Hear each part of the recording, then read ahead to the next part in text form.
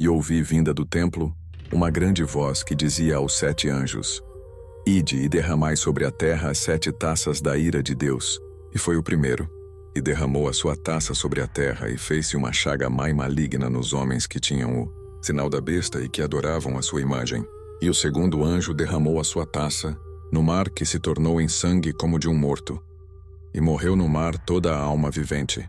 E o terceiro anjo derramou a sua taça nos rios e nas fontes das águas, e se tornaram em sangue. E ouvi o anjo das águas que dizia: Justo és tu, ó Senhor, que és e que eras e hás de ser, porque julgaste estas coisas. Visto como derramaram o sangue dos santos e dos profetas, também tu lhes deste o sangue a beber, porque disto são merecedores. E ouvi outro do altar que dizia: Na verdade, ó Senhor Deus Todo-Poderoso, verdadeiros e justos são os teus juízos.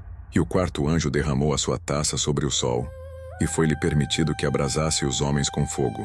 E os homens foram abrasados com grandes calores, e blasfemaram o nome de Deus, que tem poder sobre estas pragas, e não se arrependeram para lhe darem glória. E o quinto anjo derramou a sua taça sobre o trono da besta, e o seu reino se fez tenebroso.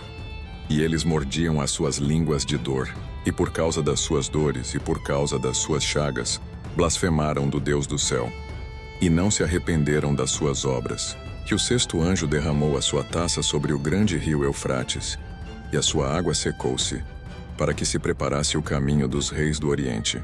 E da boca do dragão e da boca da besta e da boca do falso profeta, vi sair 3 espíritos imundos, semelhantes a rãs, porque são espíritos de demônios, que fazendo milagres vão ao encontro dos reis da terra e de todo o mundo, para os congregar para a batalha, daquele grande dia do Deus Todo-Poderoso. Eis que venho como ladrão. Bem-aventurado aquele que vigia e guarda as suas roupas para que não ande nu, e não se vejam as suas vergonhas. E os congregaram no lugar que em hebreu se chama Armagedon.